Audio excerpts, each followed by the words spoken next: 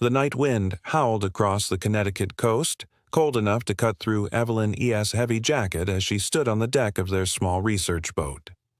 The beam of the Penfield Reef Lighthouse turned lazily across the waves, its rhythmic sweep slicing through the mist like a heartbeat from another time. She had read about this place for years, its history, its tragedies, but nothing in print could capture the feeling of standing beneath that watchful light, knowing that a man had died to keep it burning. The others were still inside, setting up equipment. Evelyn stayed out a little longer, drawn by the sound of the sea colliding against the rocks below. Somewhere beneath the crash of waves, she thought she heard something else. Soft, distant, almost like a melody carried by the wind. It rose and fell with the gusts, hauntingly human yet impossibly far away. Jonas, the team's historian, emerged from the cabin holding a flashlight and a worn leather journal. "You're not hearing things," he said with a nervous smile. "Local fishermen say they hear him too. Frederick Jordan, the keeper who drowned here in 1916.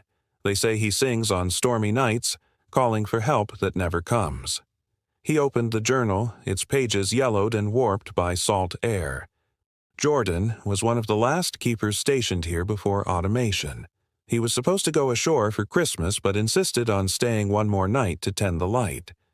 The boat that came to fetch him capsized in a sudden squall. His assistant saw him vanish beneath the waves. Since then, people say they've seen his lantern moving along the gallery, even when no one was assigned here. Inside the lighthouse, the air felt thick and still. The team's equipment flickered with static as Marcus, their technician, set up a line of sensors and audio recorders. He adjusted the gain, listening through his headphones. "There's interference," he murmured, "somewhere around 18 kilohertz. It's not wind, not machinery." Evelyn leaned closer. Through the faint hiss of the recording, a man's voice seemed to whisper, "Don't let the lights overlap." The words were muffled as if spoken underwater, but the message was clear enough to make her blood run cold. "Did you hear that?" Marcus asked, pulling off his headphones. Jonas looked up from his journal. "It's his warning," he said quietly. "When the main light and the phantom light cross, that's when the sea turns against you." They decided to stay through the night. The temperature dropped steadily as midnight approached. The sea grew restless, waves hammering against the reef. Evelyn climbed the spiral stairs to the lantern room. From up there, the ocean stretched endlessly, black, rippling, and alive. She checked the rotating mechanism, still working flawlessly after more than a century. Yet, as she watched, another light appeared just beyond the surf. It wasn't a ship's beacon. It hovered low, flickering softly, as if responding to the main light's rhythm. She felt her heart quicken. The two beams, one real, one spectral, began to move in sync, sweeping the fog together until their paths merged. Suddenly, the wind roared. The sea surged higher, smashing against the foundation of the lighthouse. The structure trembled. From below, she heard Jonas shouting, but his words were drowned by the storm. Evelyn turned back toward the light, only to see a shadow standing inside the glass enclosure. A tall figure in an old mariner's coat, rain dripping from the brim of his hat, his eyes dark and hollow beneath the glow. For a moment, she couldn't breathe. He looked straight at her, and though his lips didn't move, she heard his voice clearly inside her mind. "You shouldn't have come when the lights align." She stumbled backward, nearly falling down the stairs.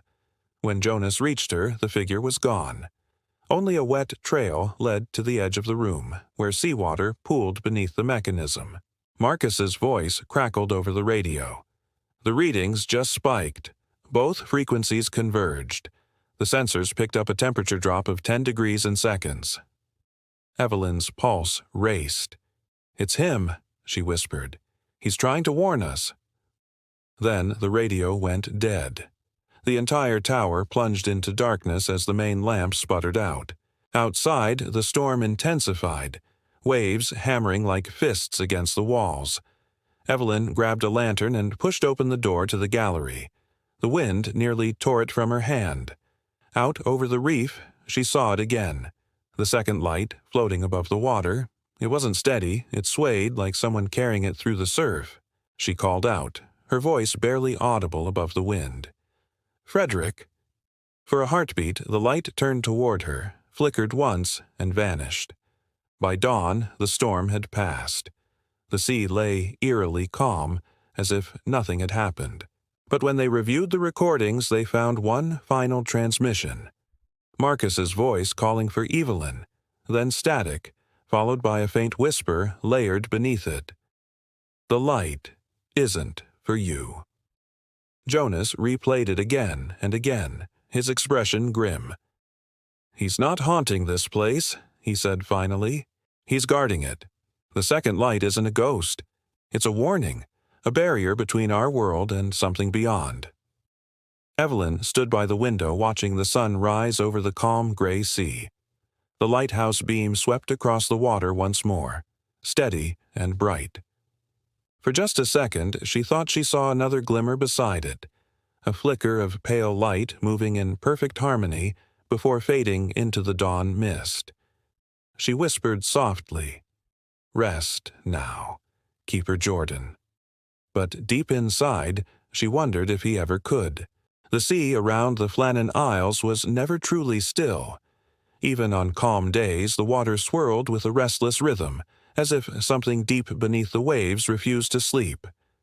The Eileen Moor Lighthouse stood alone on its rocky perch off the coast of Scotland, battered by wind and salt, a lonely white tower staring into eternity. Evelyn had read about it all her life. The mystery of the 3 lighthouse keepers who vanished in December 1900 without a trace. No signs of struggle, no bodies, just an overturned chair, an uneaten meal, and a single log entry that read, "The storm is passing, but the sea still roars." Now, over a century later, Evelyn and her small crew had come to uncover what really happened. Jonas was documenting every detail, his voice echoing through the empty tower as he described the scene for their recordings. "This place hasn't changed much," he said, brushing his fingers along the damp stone wall. "They found everything as if the men had just stepped out. The clocks stopped, the beds unmade. But the logbook entries, those were strange. One of them described a storm that never appeared in any weather record. Marcus carried their new EMF scanner, designed to detect electromagnetic fluctuations. "This whole island feels charged," he muttered, "like the air before lightning strikes." Evelyn didn't respond. Her gaze was fixed on the narrow window overlooking the cliffs. From there, she could see the waves slamming against the base of the island, sending mist high into the air. Somewhere between the wind and the roar of the sea, she thought she heard something. A voice? A whisper calling her name? She blinked and turned away. The room was empty. As night fell, the lighthouse came alive. The great Fresnel lens, still functional after 100 years, rotated with a slow, mournful rhythm. Its beam swept the dark horizon, briefly illuminating the stone path that wound down to the western landing, where the keepers had last been seen. Jonas insisted they inspect it. "If we're going to understand this mystery, we need to see where they disappeared." Evelyn hesitated. The storm warnings had been clear, and the wind was already screaming against the shutters. But curiosity, as always, outweighed caution. They descended the path, flashlights cutting through the fog. The sea below churned violently, waves exploding against the rocks. At the edge of the landing, Marcus's scanner began to beep irregularly. "Something's here," he said. "Not electricity. Something else. Some kind of residual field." Jonas crouched beside the metal railing, half buried in moss. "This was where they found the oilskin coats missing," he said quietly. 2 were gone. The third was still inside, as if one man stayed behind. The wind rose to a shriek, and Evelyn suddenly felt the unmistakable sensation of being watched. She turned and saw movement at the top of the cliff. A figure, faint and pale in the fog, standing beside the lighthouse lantern room. She froze. "Jonas," she whispered, "someone's up there." But when he looked, the figure was gone.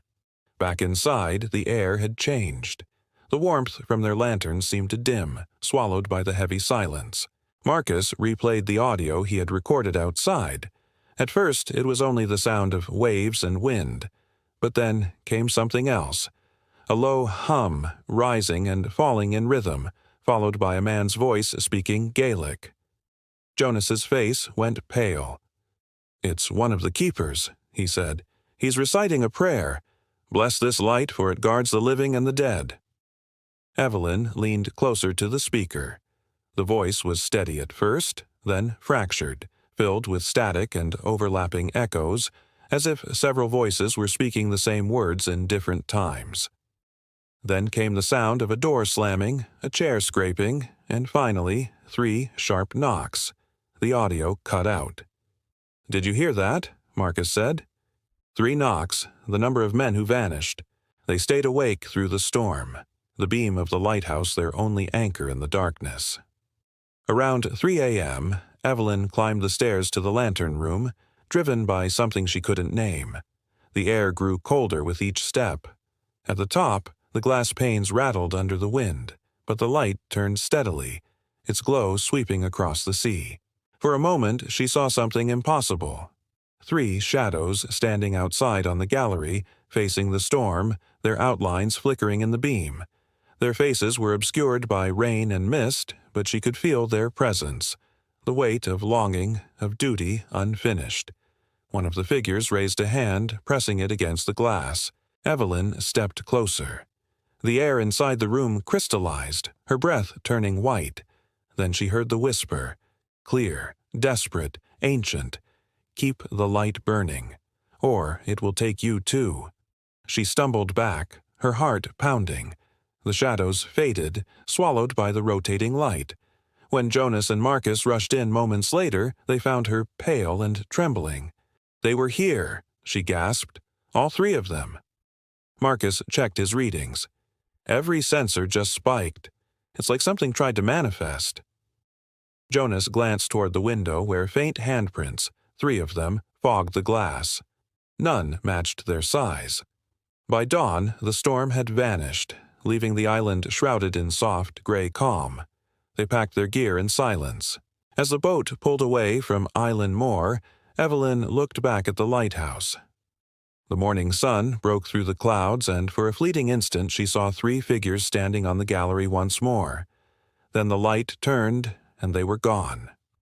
Jonas placed a hand on her shoulder. "You know what I think?" he said softly. "They didn't vanish. They just went where the light couldn't follow."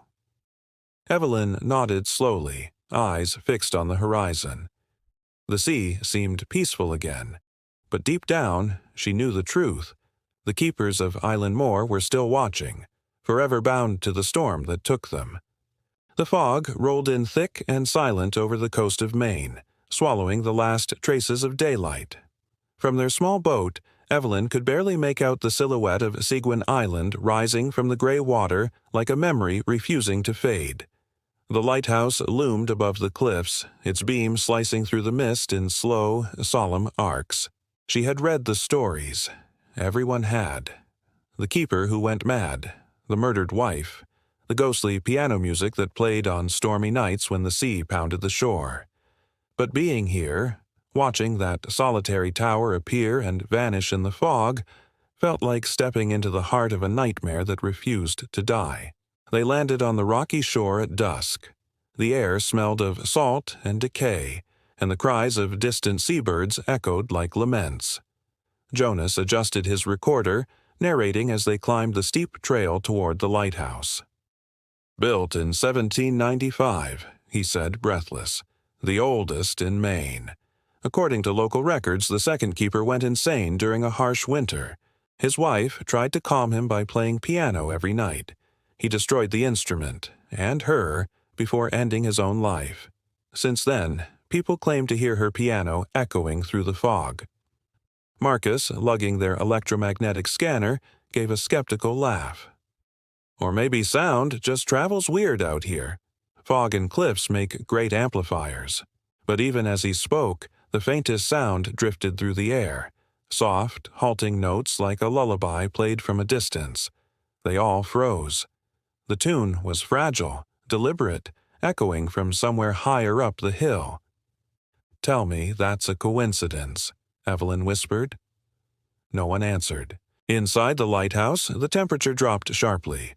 Their breath misted in the air as they explored the narrow corridors. The walls were lined with old photographs of past keepers, faces blurred by age and moisture. In one, the keeper stood beside his wife, her expression serene, her hands resting on a piano now long gone. Evelyn felt an ache in her chest as she traced the outline of the woman's face. "She looks peaceful," she murmured. Jonas glanced at the caption. "Mary Collins, died 1843. Cause of death, unknown." They set up camp in the main room, where the faint smell of oil and seaweed lingered. Marcus powered up the instruments while Evelyn unpacked her camera. "Let's start the recording session," Jonas said. "We'll ask about the music. Maybe we'll catch something." He placed a voice recorder on the table and began. "Mary, if you're here with us, we're not here to harm you. We only want to understand what happened." For a long moment there was nothing but the sound of waves below. Then, a single piano note. Clear, sharp, from upstairs. Evelyn's heart skipped. They looked at each other, the same thought flashing across their faces. The piano had been destroyed over a century ago. They climbed the spiral staircase in silence. The sound grew stronger with each step, a slow, mournful tune, the kind a lonely soul might play for company. At the top, the lantern room was empty. Only the beam of the light turning methodically, illuminating the fog beyond. But in the reflection of the glass, Evelyn saw it. A faint figure sitting where the piano once stood, her hands moving across invisible keys. The melody faltered and the ghostly woman turned her head toward them. Her eyes glowed faintly, not with malice, but sorrow. "Mary," Evelyn whispered, "we can hear you." The air trembled. Papers fluttered from Jonas's hand. The voice recorder clicked on by itself, though no one had touched it. A distorted voice filled the air, layered over the piano's fading notes. He said the music would stop when the light went out. Then the lantern flickered, once, twice, then darkness. The entire tower plunged into shadow. Marcus swore under his breath, fumbling for his flashlight. The beam wavered over the walls and stopped on something wet smeared across the stones. A message, drawn in dripping condensation. "Keep the light. Don't let him return." Evelyn's pulse thundered in her ears. "Who's him?" she whispered. But before anyone could answer, the heavy door below slammed shut.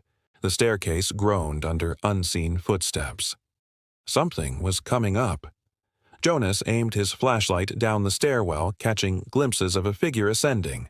Boots, soaked trousers, a weathered coat. The old keeper. His head tilted slightly, eyes dull and hollow. He stopped halfway, the beam of light glancing off his face. "He's still trying to reach her," Jonas murmured. "He doesn't know he's dead." The keeper raised his hand, pointing toward the extinguished lantern above. His voice was a rasping growl, half wind, half grief. "If the light dies, she plays forever." Then he vanished, dissolving into mist that curled like smoke through the room. Evelyn rushed to the lamp controls, frantically turning the crank. Sparks hissed, glass rattled, and suddenly, the light flared back to life. The beam cut through the fog once more. The piano music stopped. Silence fell heavy over the island. By dawn, the sea was calm again. The crew packed their gear in uneasy silence. As they prepared to leave, Evelyn glanced back at the tower. For a moment, she saw a woman standing in the lantern room, gazing out over the ocean. Then, like a reflection caught in a wave, she was gone. On the ride back to shore, Jonas reviewed the recordings. "You need to hear this," he said, pressing play. Beneath the static and faint hum of the generator, a whisper emerged. The same soft female voice they'd heard in the lighthouse. "The light keeps him away." Don't forget." Evelyn watched the shrinking island disappear into the mist. The beam from the Stygian light flashed one last time across the horizon, steady and unbroken. She whispered, almost to herself, "We won't." But as the fog swallowed the lighthouse completely, she thought she heard it again, just a few notes of the piano drifting through the wind, fading into the sea like a promise never quite kept. The Florida heat clung to Evelyn's skin as the Jeep rolled down the sandy road toward the coast. Palm fronds swayed overhead, but beyond their shade, the Atlantic shimmered with a strange metallic light. The St. Augustine Lighthouse rose from the dunes like a sentinel from another age, black and white stripes spiraling upward, its red lantern crowning the top like a warning flame. It was beautiful in the way old wounds are beautiful, carved deep by time and tragedy. Evelyn had read about it since she was a child. The accidents, the drownings, the whispers of laughter in empty stairwells. Every ghost hunter in America knew its name, but none of them had ever stayed through the night of August 10th, the anniversary of the girls' deaths. As they reached the gates, Jonas stepped out first, shading his eyes against the sun. "This is it," he said quietly. 3 children drowned here in 1873, 2 sisters and a friend. Their father was the construction foreman. The girls were playing with a supply cart when it broke loose and rolled into the water. Locals say their laughter still echoes through the tower. Marcus unpacked the equipment from the Jeep, muttering under his breath, "Great, so we're spending the night with ghost kids. That's not creepy at all." Evelyn smiled faintly but said nothing. There was something about this place. The air heavier than it should be, the smell of salt and rust mixing in her throat, that made her uneasy. Inside, the lighthouse was cool and shadowed.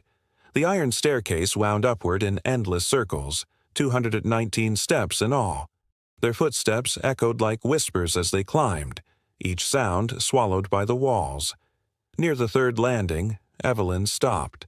A faint giggle drifted down from above, light and musical like a child playing hide-and-seek. Jonas looked up, his face pale. "You heard that, right?" Evelyn nodded slowly. "Yeah, I did." They reached the lantern room as dusk settled. The horizon burned orange, fading into violet. From this height, the sea stretched infinitely, calm and deceitful. Marcus set up the night vision cameras while Jonas adjusted his recorder. "Let's start here," he said. "If the stories are true, this is where they're most active." Evelyn leaned against the railing, eyes scanning the ocean. For a moment, she thought she saw movement on the dunes below, a small figure in white running toward the shoreline, her dress fluttering like sea foam. But when she blinked, the beach was empty. As night fell, the lighthouse transformed. The beam rotated slowly, casting long shadows that shifted with every sweep. The air thickened, charged with static. Marcus's monitor crackled with interference. "Something's moving around us," he whispered. Temperature drop.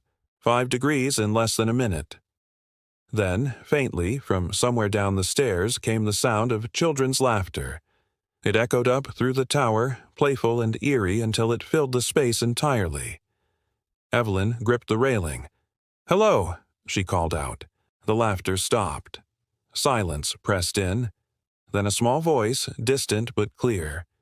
"You shouldn't be here when the light turns red." Jonas frowned. "Red? The light's never red. It's white." But even as he said it, the lantern above flickered. Once. Twice. Then the glow shifted, bleeding into a deep crimson hue that bathed the entire room. Evelyn's stomach turned cold. "Jonas," she whispered, "we need to leave." The door slammed shut behind them. The metal staircase groaned under invisible footsteps, quick, light, running upward. Laughter again, but now distorted, layered, almost mocking. Marcus raised his camera, and for a second, through the flickering light, a figure appeared at the bottom of the stairs, a little girl in a soaked white dress, her hair plastered to her face. She was smiling. "Come play," she whispered.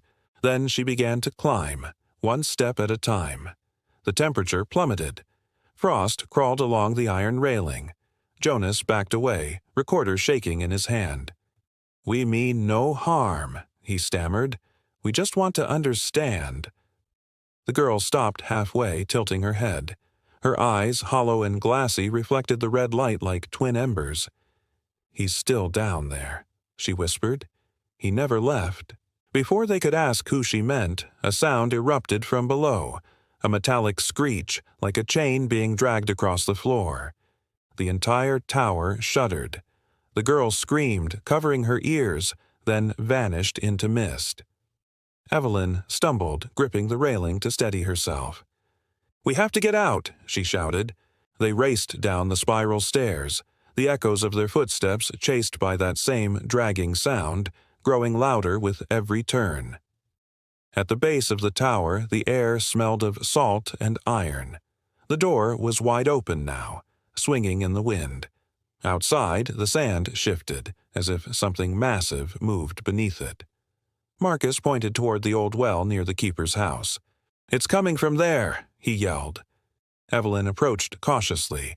The sound grew deeper, heavier, until, suddenly, it stopped. Silence. Then a voice rose from the well, hollow and wet. She broke the light. A hand shot up from the darkness, gray, waterlogged, fingers curled in agony. Evelyn screamed as Jonas pulled her back. The hand clutched the edge of the well for a heartbeat, then slipped back into the abyss, leaving only ripples in the black water. The red glow from the lighthouse flickered again, then went dark. When they finally made it back to the jeep, none of them spoke. The tower loomed behind them, silent now, its lantern dead. Only the distant crash of waves broke the stillness. Marcus exhaled shakily. "What the hell was that?" Jonas stared at the lighthouse. Maybe the stories got it wrong," he said. "Maybe it wasn't the girls haunting this place. Maybe it was something else all along, something that drowned with them."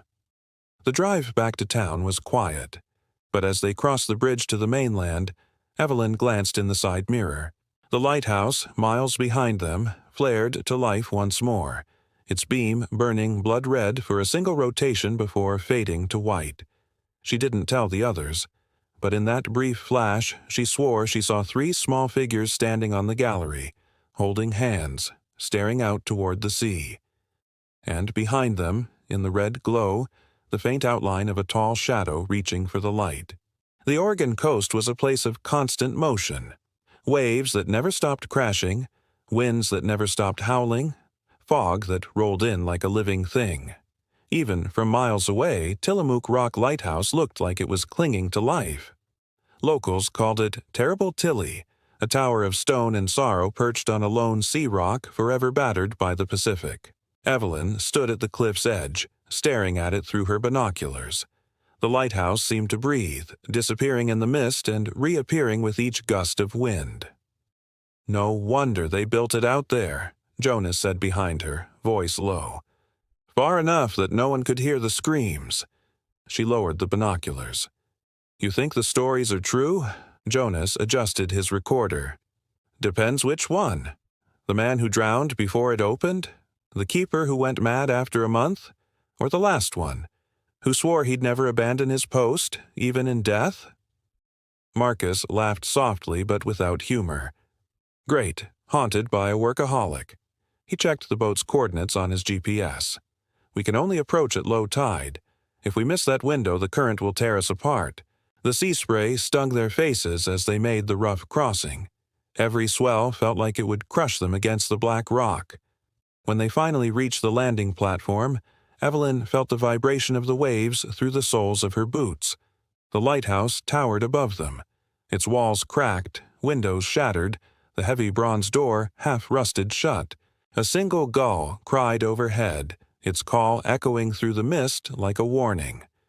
Inside, the air was heavy with salt and old oil. The walls were lined with names, some carved, some scratched hastily into the stone. Marcus ran his flashlight across them. "All keepers?" he asked. Jonas nodded. "Most didn't last long. They called this the loneliest job in America. Sometimes months would pass without contact from the mainland. Evelyn brushed her hand over one inscription that stood apart from the others. The letters were deep, deliberate, almost reverent. "I'll keep the light until the sea takes me." J. H. Jonas flipped through his notebook. That would be James Holleran, the last permanent keeper before automation. He stayed alone here for years after the storms killed his crew. They found his body at the base of the tower in 1957, or what was left of it. As night fell, they set up camp in the main chamber. The wind howled through the broken panes above, and each crash of the waves below sent a deep tremor through the floor. Marcus switched on the recorder. Tillamook Rock Lighthouse, 11:42 p.m. We're monitoring for audio and EM fluctuations. Evelyn stood by the lantern room stairs, gazing upward. The shadows stretched unnaturally, as if the walls themselves were bending. "I keep feeling like he's still here," she murmured. Jonas looked up from his notes. "Maybe he is." The first sign came with the light. The old beacon, dead for decades, flickered once, then glowed faintly, casting pale beams through the cracked glass. "That's impossible," Marcus breathed. "There's no power." Evelyn turned toward the lantern room, her pulse quickening. "He's keeping his promise." They climbed the stairs cautiously. The air grew colder with each step. At the top, the lantern turned slowly, though no gears moved, and standing beside it, just for a heartbeat, was a man. His coat hung heavy with seawater, his cap tilted low.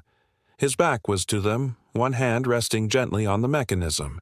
When Evelyn stepped forward, the man's head turned slightly, revealing a hollow face, skin as pale as bone, eyes that glowed faintly like the sea under moonlight. "Light must stay," he whispered. The words came out like the wind through a broken pipe. "If it dies, the sea comes for us all." The beacon flared suddenly, bathing the room in a brilliant white that blinded them. The floor trembled. Jonas stumbled, his recorder clattering down the steps. "What's happening?" he shouted. Evelyn shielded her eyes, but through the glare, she saw something impossible. The ocean below rising higher, as if drawn toward the light, waves forming grotesque shapes that almost resembled human forms. They were reaching, grasping, hungry. Marcus's voice broke through the chaos. "The readings are off the charts. Something's feeding on the energy." Evelyn turned toward the figure. "You have to stop," she shouted. "It's not protecting you anymore. It's trapping you." The keeper's expression didn't change, but his voice grew softer, almost sorrowful. "The sea doesn't forgive. It only waits." Then the light shattered. A sound like thunder filled the tower, and the wind burst through the glass, knocking them all to the floor. When Evelyn opened her eyes, the lantern room was dark again.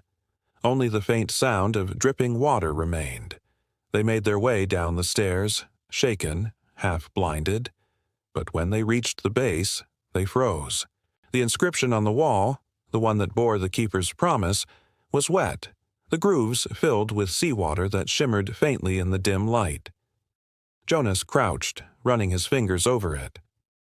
"It's fresh," he whispered, "like it was just carved." Outside, the storm had grown violent. Waves crashed against the rock, sending spray high into the air. Their boat tugged violently against its moorings. "We have to go, now!" Marcus shouted. They ran toward the landing, the roar of the sea nearly deafening. As they pushed off, Evelyn glanced back at the lighthouse. Through the rain, the beacon lit once more, steady and unwavering. A silhouette stood inside the lantern room, hand on the wheel, eyes fixed on the endless black horizon. The storm chased them all the way to shore. By the time they reached land, the sky had cleared as if nothing had happened. Jonas sat in silence, clutching his soaked notebook. "I recorded everything," he said finally, "but the last 5 minutes, they're gone. Just static." Marcus looked out the window. "Maybe that's for the best." Evelyn didn't speak. She couldn't. Out there, on that lonely rock, a man had kept his word beyond death. The sea might have claimed his body, but not his duty. As dawn broke, she glanced back toward the horizon. Tillamook Rock was barely visible now, a dark shape against the pale sky. But just before the morning sun rose high enough to erase it, she saw the light flare one last time, brighter than it had ever been, and though she couldn't hear it, she felt the words in her bones. "I'll keep the light until the sea takes me." The lake was calm that evening, too calm. A silver sheet of water stretched endlessly to the horizon, reflecting the bruised sky above. Split Rock Lighthouse stood like a solemn guardian on its cliff, the last witness to 1,000 storms. Evelyn had returned alone this time. Jonas had left the project after Tillamook. Marcus had stopped answering calls. She told herself it was fine. She only needed one last recording, one final story to close the circle. She parked near the visitor trail, the autumn wind rustling the dying leaves. The lighthouse had long since been restored for tourists, but tonight it was empty. No tours, no guides, no curious families. Just Evelyn, her recorder, and the voice of the lake. She looked up at the tower's dark outline, its lantern unlit for the first time in months. "They say the light saved hundreds of ships," she whispered into her mic, "but it couldn't save the keepers themselves." She paused, then added quietly, "And maybe it's still trying." The path to the lighthouse wound along the edge of the cliff. The air grew colder with each step, and the water below seemed to hum, a low vibration that settled into her chest. When she reached the entrance, the door was unlocked. Inside, the air smelled faintly of kerosene and dust. The walls gleamed faintly, polished by decades of hands that had come and gone. She turned on her flashlight and began to climb. The spiral staircase creaked underfoot, the sound echoing up the tower like a pulse. Her light brushed over old photographs on the wall, faces of men and women who had lived and died by this beacon. Their eyes seemed to follow her as she ascended. When she reached the lantern room, she stopped short. The great Fresnel lens loomed before her, fractured but still magnificent, its glass catching her beam and scattering it into 1,000 tiny rainbows.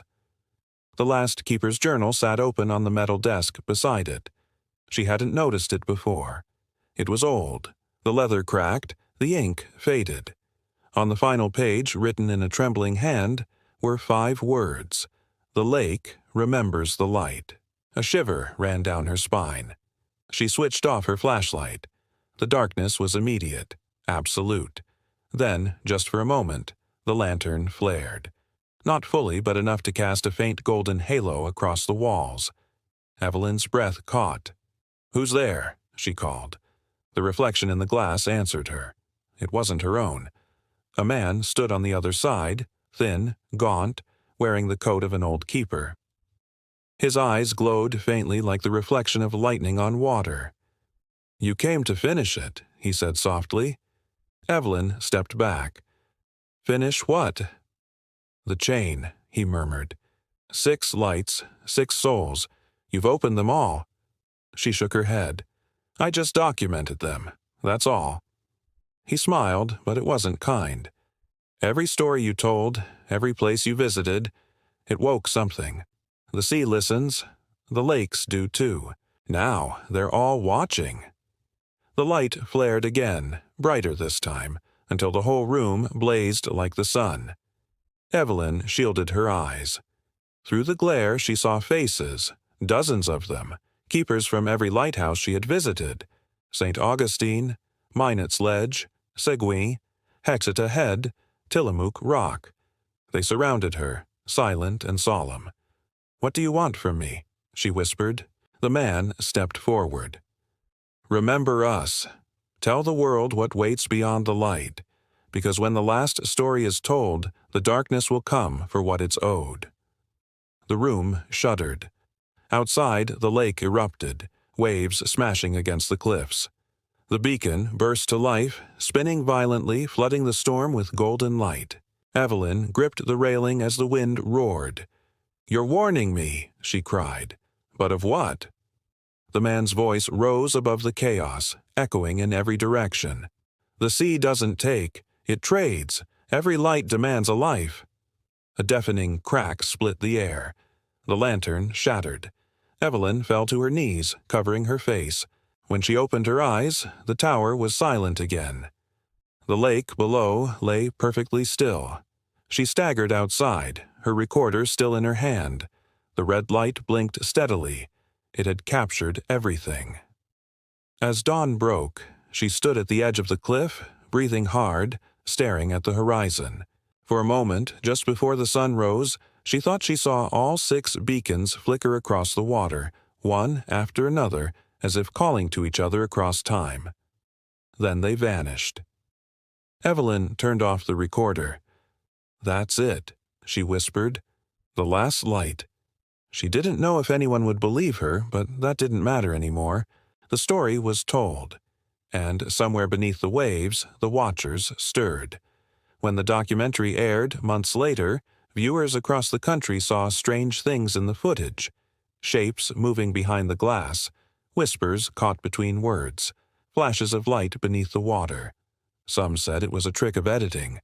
Others swore they felt the pull of the sea every time the lights flickered on screen. Evelyn never appeared on camera again. But her closing narration played over the final shot of Split Rock at dusk. If you ever find yourself near the coast or the edge of a great lake, look for the old lights. They still burn, even when you can't see them. And if you feel something watching from the water, don't look too long. The sea remembers who listens. The screen faded to black. Then, just before the credits rolled, the beacon lit once more. If this story pulled you into the storm, don't let the light fade. Subscribe to Terra Uncharted for more cinematic ocean mysteries and forgotten legends. Leave a comment. Which lighthouse story haunted you the most? Share the light before the darkness takes it.